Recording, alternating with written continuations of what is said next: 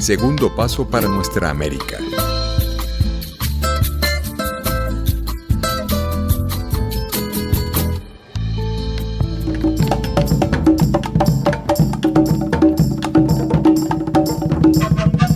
Bienvenidas y bienvenidos, soy Ramón Medero y esto es Amalibacá, Revista Sonora. Una caja de resonancia que nos sitúa a la escucha de este polifónico horizonte de eventos que es nuestra América. Los acompañaré a lo largo de este programa y junto al valioso equipo de especialistas de la Fundación Segundo Paso para Nuestra América, estaremos analizando en clave crítica algunos de los episodios y procesos más significativos de la actual geopolítica latinoamericana y caribeña.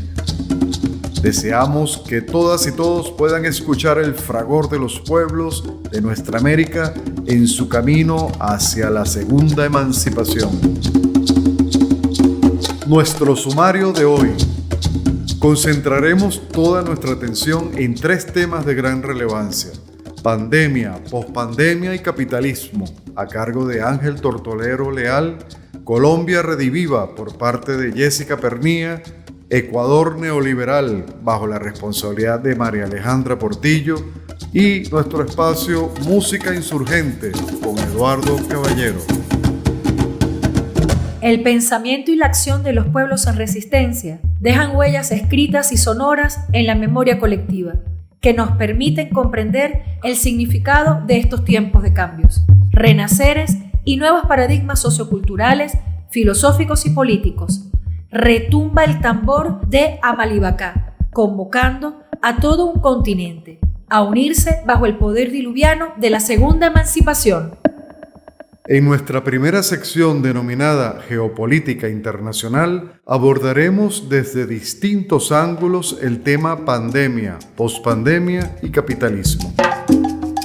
Ya ha transcurrido un poco más de 2 años desde el inicio de la pandemia COVID-19. Sin embargo, nos han hecho creer que en la tan anhelada y postergada pospandemia, la humanidad va a avanzar hacia un estadio superior de bienestar global. La sobreexplotación laboral, el consumismo, la crisis alimentaria, energética y farmacéutica son algunas de las inefables consecuencias del COVID-19, que además ha sido utilizado por los centros de poder como un arma biológica para intentar derrotar ideologías y gobiernos de signo opuesto a sus intereses. Todo parece demostrar que en esta postergada transición, la sociedad capitalista ha practicado sus formas de control más crueles y acumulado más riquezas. No obstante, el hipotético fin de la pandemia ha levantado un horizonte de expectativas. Estas podrían verse frustradas por las grandes incertidumbres que genera la praxis capitalista. ¿Cuáles son las consecuencias y cuál es la salida a esta crisis? Sobre este tema nos hablará el doctor Ángel Tortolero Leal, analista político, internacionalista y compañero de labores de Segundo Paso para Nuestra América. Muchas gracias, doctor Medero. Como siempre, un gran honor participar con usted en estas iniciativas de Segundo Paso. Siempre pendiente de esos temas puntuales, o mejor dicho, esos temas muy profundos, pero que se hacen puntuales en un momento y luego son acallados por los grandes medios de comunicación. Sí, en efecto, la industria farmacéutica y los interesados en las ingentes ganancias que tienen a partir de la venta de medicamentos y fórmulas para resolver el tema de las consecuencias de la contaminación por COVID-19, ha hecho también silencio ante el mundo, pretendiendo decir con ello que ya pasó la crisis y que estamos ahora en una post-pandemia. Una hipótesis que queda anulada cuando uno ve los resultados de los contagiados diariamente reportados por cada una de las naciones, y creyendo en la buena fe de esas estadísticas podemos decir que la pandemia sigue avanzando y el virus sigue mutando y sigue trayendo nuevos elementos, nuevas consecuencias, nuevas formas de contagio. Pero lo más claro de eso no es solo el tema del contagio, que ya bastante grave es, sino las consecuencias que ha tenido para la economía, para el bienestar global, para el estado de bienestar prometido por las tesis clásicas del capitalismo y ponderado y potenciado por las tesis del neoliberalismo. Para nadie es un secreto que el neoliberalismo aumenta, multiplica a la n potencia aquella vieja máxima que decía que todo lo que comercialmente sea válido, moral y éticamente es muy valedero. O sea que usted puede vender hasta su madre, un hijo, un riñón, el hígado, siempre y cuando esto le dé ganancia.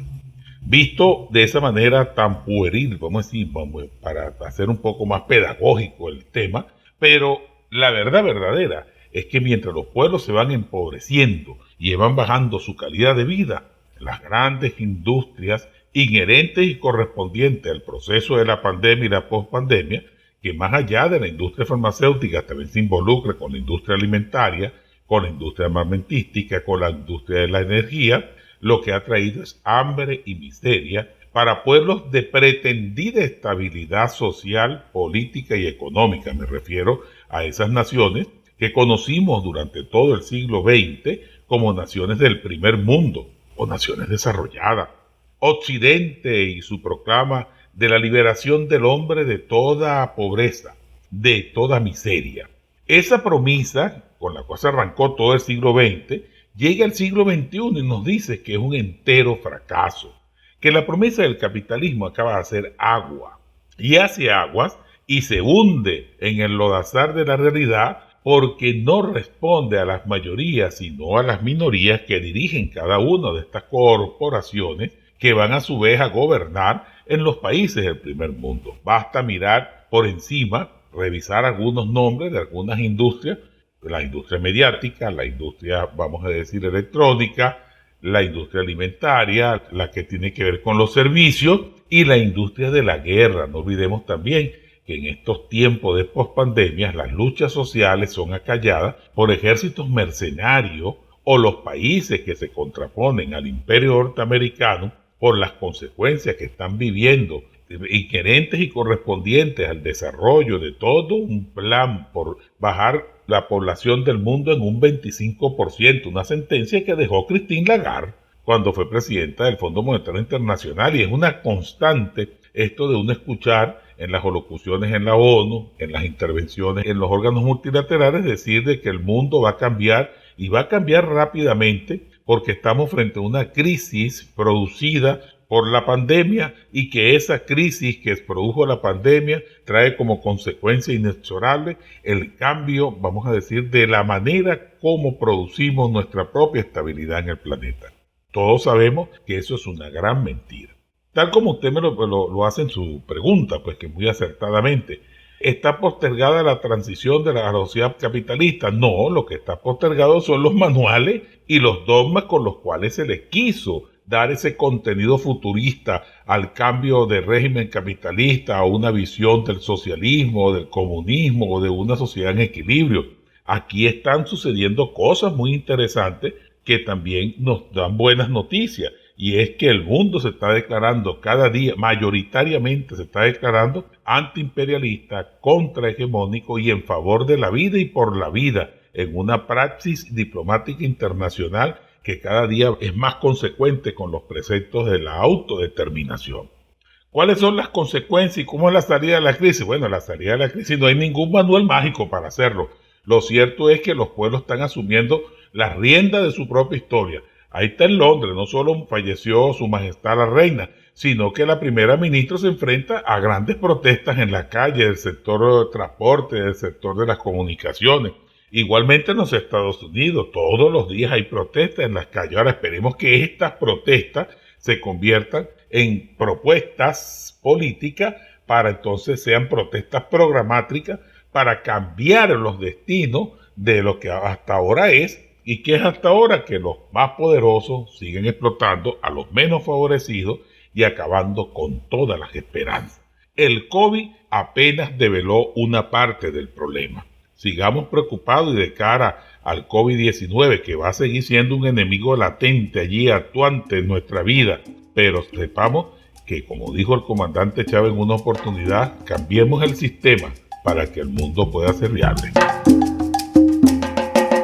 Sobre el COVID-19, pandemia y pospandemia, recomendamos la lectura de 12 artículos publicados en nuestra página web. Pospandemia y control capitalista de Rosicar Mata y Geopolítica disruptiva, el antídoto social ante el COVID-19 de Ángel Tortolero Leal. Ingresa a www.segundopaso.es y haz clic en la pestaña del menú SP Nuestra América o coloca en el buscador el nombre del autor o autora o el título. Hoy más que nunca, el mito Amalibacá cobra mayor vigencia y significación en el continente. En todo el sur global, pero muy particularmente en nuestra América, los hombres y mujeres brotan de la simiente luego de una centenaria resistencia y, valiéndose de su patrimonio identitario, recuperan o construyen nuevas categorías para su empoderamiento. El saber, el hacer y el poder popular relatan hoy, a viva voz, el final de la hecatombe capitalista. Estás escuchando Amalibacá, Revista Sonora. Soy Ramón Medero y pasamos a nuestra segunda sección, Saberes, Haceres y Poderes, dedicada al tema Colombia Rediviva. La amada Colombia ha sido alfa y omega del sueño unionista bolivariano. Sin embargo, ella es el mar donde la utopía no se cansa de arar y la esperanza confiesa no haberse doblegado. Con la llegada de Gustavo Petro al poder, se encienden las candilejas que conducen al escenario donde todas y todos queremos ver representado el triunfo de la vida y la paz, lo cual tendría honda repercusión en nuestro continente. De hecho, el presidente Petro, considerado un político antisistema, ha adelantado en poco tiempo diferentes proyectos y reformas políticas que han provocado polémica y escozor en la ya fracturada oposición colombiana. A pesar de haber recibido un país marcado por la desigualdad, la pobreza y la violencia, los motores del cambio revolucionan con el fin de lograr la reinstitucionalización de la política. La profesora Jessica Pernía, comunicadora social y politóloga, abordará brevemente algunos aspectos que marcan el inicio, evolución y perspectivas del nuevo gobierno de Colombia. En efecto, compañeros, compañeras, con todos estos cambios vertiginosos que trae la realidad política en Latinoamérica, no podemos dejar de hablar sobre la redivida Colombia, a la cual se ha considerado en los últimos años una nación en pugna, gobernada por sectores conservadores de derecha y hasta narcotraficantes, que han mantenido siempre al margen a los movimientos populares y han perseguido sin tregua a quienes les han adversado. Pero ahora la historia da un giro dramático, tras el triunfo de la dupla protagonizada por Gustavo Petro y Francia Márquez. Las caras visibles de un pueblo que luchó desde décadas atrás y fundó el futuro desde el año 2019. Y es que la ventaja electoral del pacto histórico tuvo que ver precisamente con la decisión de las bases, de esas bases, pero no solo con su decisión, sino con su despliegue por todo el territorio. El papel del movimiento campesino, el movimiento indígena, el movimiento afro, los sectores juveniles protagonistas de las revueltas, los artistas, los movimientos feministas, ambientalistas y hasta los intelectuales fueron los encargados de lograr el protagonismo desde las periferias históricamente olvidadas, desde la ciudad y el campo, para sumar fuerzas y lograr lo que ahora es un triunfo. Pero esa apuesta, esa misión conlleva también sus demandas. Sin ir muy lejos, por los días del acto de posesión presidencial, un documento político fue presentado y respaldado por las 13 vocerías de los procesos nacionales, llamado Mandato Popular y Espiritual, con 8 apuestas o demandas, que incluyen desde la transformación de las condiciones para el pleno goce de sus derechos fundamentales, planes para el presente y futuro de la naturaleza y los seres vivos en los territorios, solución al problema de las drogas y el narcotráfico, la transformación del modelo productivo extractivista, el derecho a la educación, la salud, la vivienda, los servicios públicos, al trabajo, la alimentación, la cultura y al deporte, al ambiente, a las pensiones, a las comunicaciones y a la información, todo para vivir en dignidad. Construir mecanismos de participación vinculantes desde las comunidades, la defensa de la vida de los líderes y las dinámicas autónomas, y por último, la construcción de la paz total con justicia social. ¿Y qué podría hacer el nuevo gobierno de paz con estas demandas de las bases sociales? Nos podemos preguntar. pues el presidente Petro ha sido enfático en la idea de construir un nuevo modelo de democracia multicolor, precisamente en la que los movimientos sociales son los principales protagonistas. Para que la base popular pueda sentirse satisfecha en semejantes demandas históricas, pues debe ser copartícipe, como en efecto lo ha venido siendo, organizando esa pluralidad, esa multiculturalidad, ese espectro multicolor que es la organización social. Petro ha reiterado que el propio movimiento debe coadyuvar en la unificación del criterio de lucha en medio de la diversidad, coordinarlo de alguna forma, conectarlo entre sí. Francia, entre tanto, se ha comprometido al nuevo gobierno en honrar la memoria de los hombres y las mujeres, líderes y lideresas que en sus diversidades sembraron la semilla del cambio.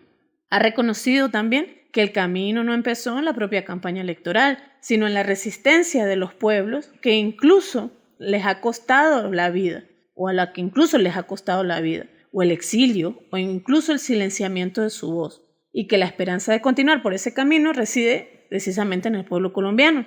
El desafío entonces en Colombia es fundar un nuevo modelo de gobierno junto a los movimientos sociales que respondan a la emergencia histórica y que al mismo tiempo respondan en los tiempos y métodos adecuados. Un desafío que puede ser mucho más lento que las expectativas, como no, cosa que resaltan algunos autores, precisamente por el escenario polarizado que deja por un lado la cultura política devenida de los gobiernos guerreristas y de derecha anteriores y por el otro lado la brecha electoral que expuso un amplio margen de desconfianza desde los ciudadanos y ciudadanas colombianas.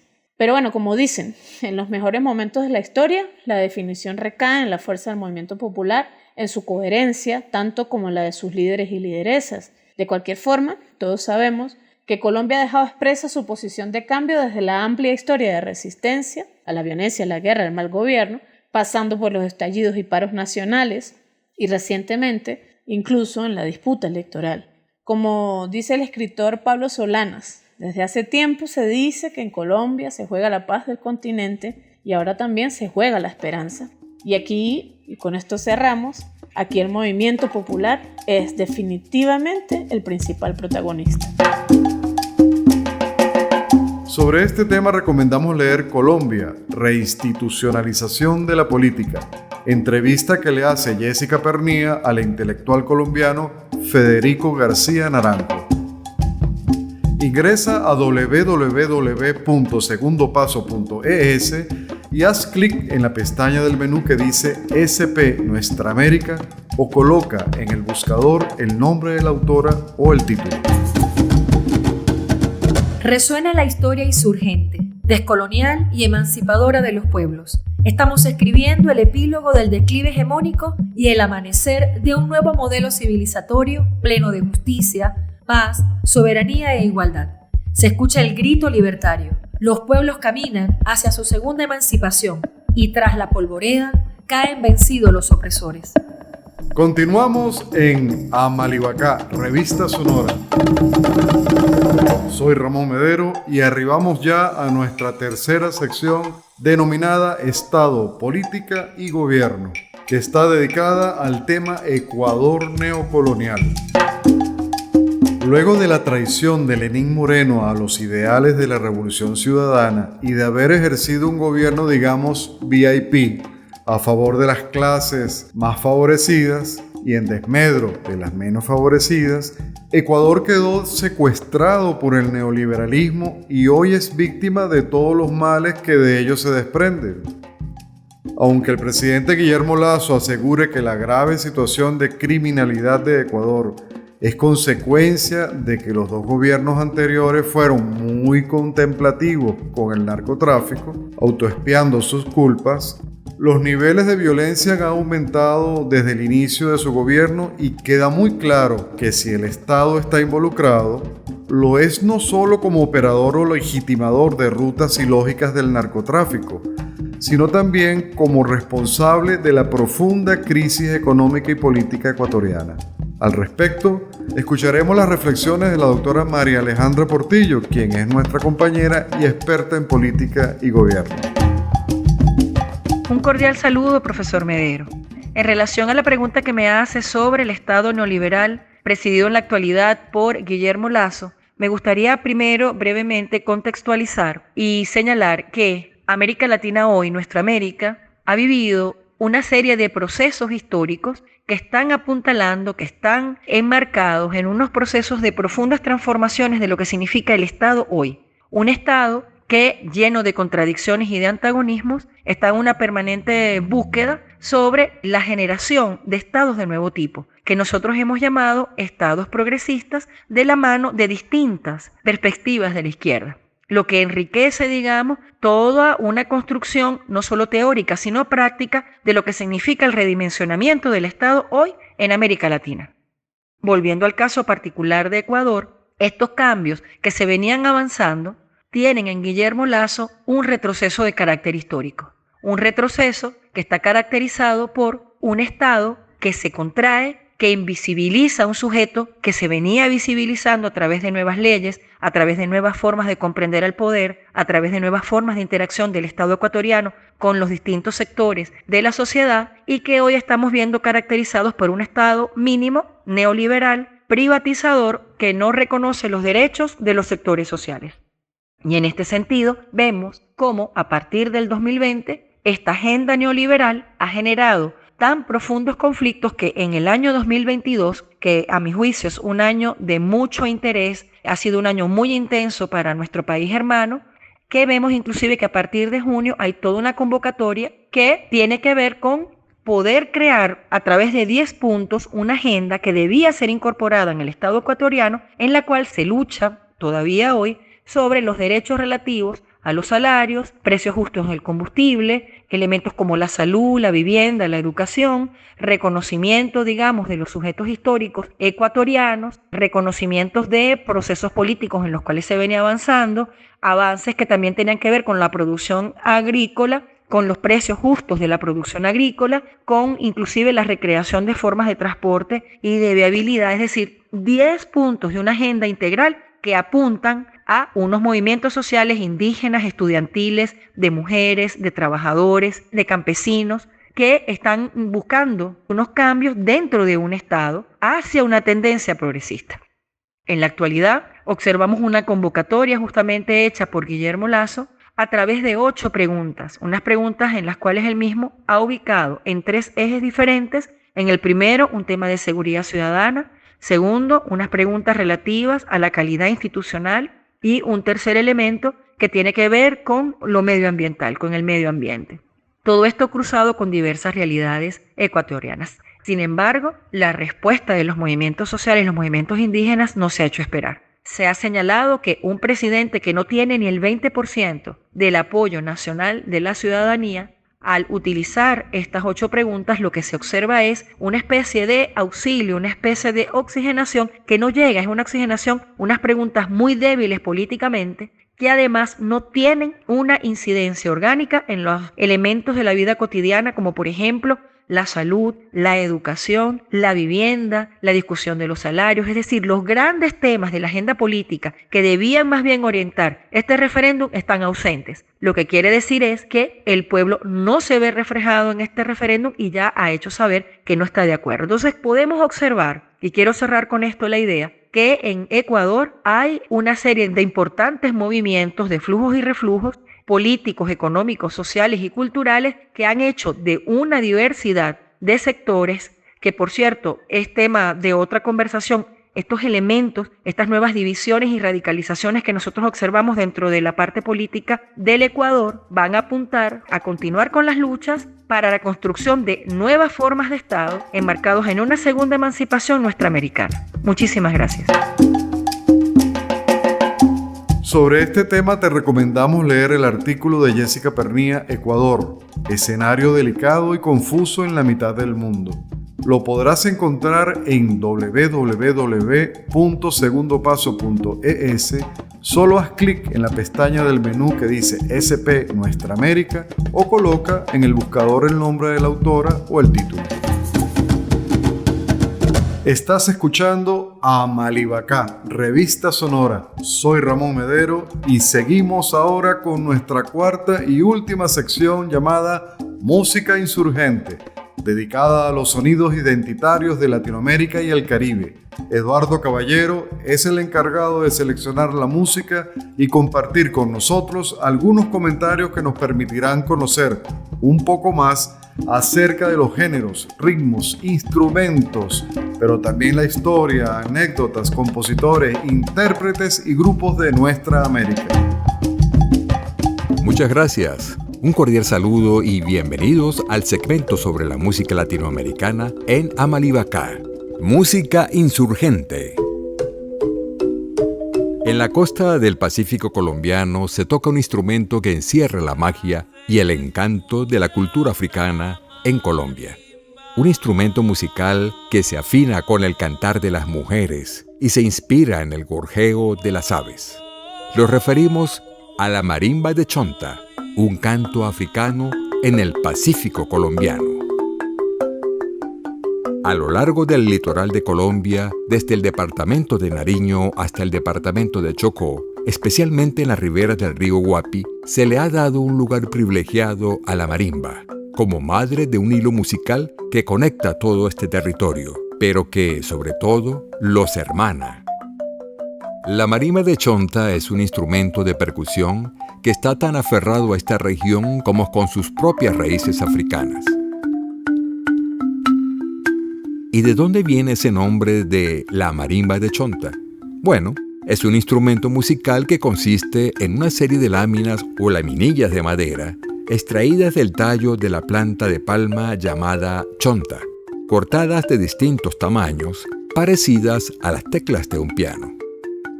Dispuestas de mayor a menor, cada una con una altura de sonido diferente que se ejecuta como un instrumento de percusión. Se golpean con mazos para producir notas musicales. Cada tecla tiene su propia caja de resonancia y el conjunto está fijo en un armazón parecido a una mesa con sus patas. Es por ello que en el Pacífico es llamada la marimba como el piano de la selva. En varios municipios de la región es habitual encontrarse con los llamados luthier de marimba, que elaboran este tipo de instrumentos. Es un arte que ejercen y transmiten a las nuevas generaciones para prolongar la tradición. Silvino Mina es uno de los constructores de marimbas más reconocidos del Pacífico. Elkin Mina, nieto de Silvino Mina, es también un luthier de Guapi, quien aprendió de su abuelo el arte de construir este piano popular.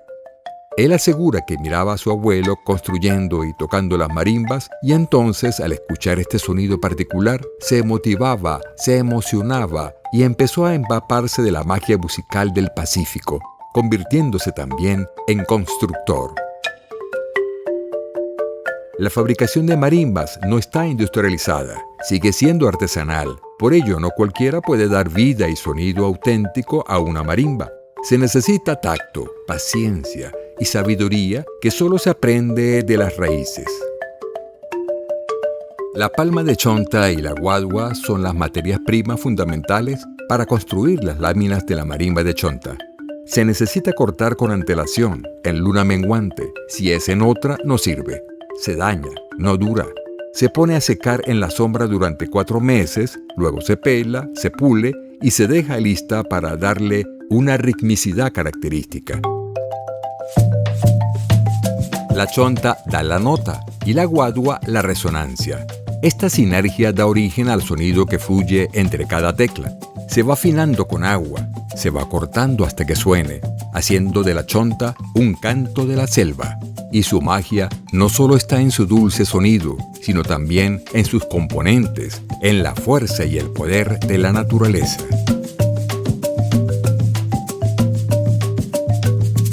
Lo cierto es que cuando suena la marimba resuena el Pacífico.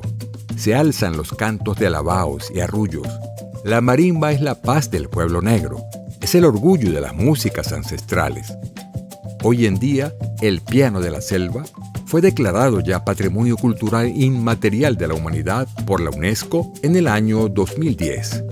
La población cree que merece ese reconocimiento, pero también opina que su pueblo necesita más atención del Estado. Los cultores de tradición, cuando tocan la música del Pacífico, dicen sentir algo que los llama. que les despierta la identidad, el sentir, un algo que no saben, que aprenden, que no se lo explican, algo que los hace diferentes. Festivales como el Petronio Álvarez son uno de los escenarios por excelencia para exhibir el talento y la riqueza musical de la región, donde la invitada de honor siempre es la marimba. Desde bundes, bailes de currulaos hasta berejús o pangos y los tambores curunos de origen africano, no serían los mismos sin las tonadas de la marimba de Chonta. Mientras se sigan formando más hombres y mujeres a quienes su sensibilidad les permita aprender el hacer y el sonar de la marimba, el canto dulce de la marimba seguirá llenando de colores los matices musicales del litoral y el ritmo que se lleva en la sangre.